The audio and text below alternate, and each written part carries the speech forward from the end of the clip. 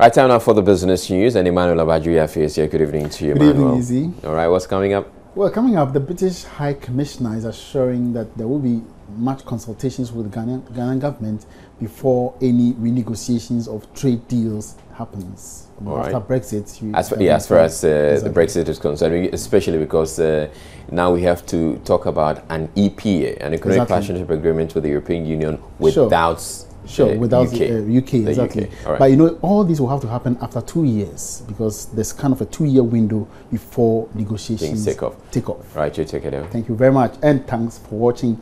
Now, Minister of Trade and Industry Dr. Eko Spielgabra has reiterated government will take remedial measures to avert negative impact of the UK's exit from the UK. In an interview with the Ghana after the Ghana Business Day celebration breakfast meeting, which was organized by the International Chamber of Commerce, Dr. Spielgabra said the nation is not expecting any significant impact on businesses. He, however, maintained that Ghana will have separate bilateral agreements with the UK away from previously negotiated ones. The Brexit, as it's popularly known, has brought about many changes in international trade agreements with the EU and the UK. For Ghana, agreements with the EU will no longer be applicable after 2 years of the Brexit, hence the need to have a separate bilateral agreement. Trade Minister Dr. Spielgabra was speaking in an interview with Joy Business at the sidelines of the Ghana Business Day celebration and breakfast meeting organized by the World Trade Center, Accra, and the International Chamber of Commerce, Ghana. He noted that there are more times ahead for both nations to negotiate a smooth transition and to avoid any impact from the Brexit. The UK does not expect to have any significant change in its relationship with the European Union until the negotiations over their exit from the Union begin. The negotiations have not even begun. And when the negotiations begin, everybody expects that to take at least 2 years for a new agreement to be reached between the British and the European Union.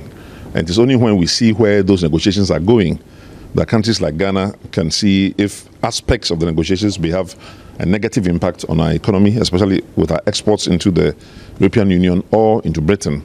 And then we can take remedial measures in terms of our bilateral agreements with the UK. When the British leave the EU, then agreements that Ghana have with the EU will no longer apply to Britain. And that will mean that you now have to go to Britain itself and have your own bilateral agreements with them, just as Ghana with other African countries has with the United States through the Africa Growth and Opportunities Act. On his part, British High Commissioner His Excellency John Benjamin stressed the UK will be having a new trade relation with Ghana in the development of the agriculture and export sectors.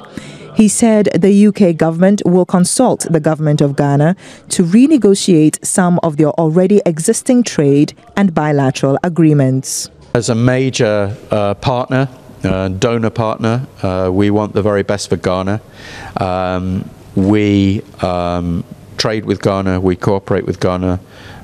We contribute over £100 million a year in various forms of development aid. And we want to see the Ghanaian economy flourishing to the benefit of all Ghanaians. And we think international free trade is a part of that, and it contributes to global prosperity and to Ghana's prosperity. Obviously, there have been difficulties in Ghana's macroeconomy. That was why the IMF came and why a deal was done to bring about greater macroeconomic discipline in the management of the economy. And we hope that Ghana's economy continues its impressive growth rates, is able to reach again the heights that it reached around 2009, 10, 11 in terms of growth, to the benefit of everybody in Ghana.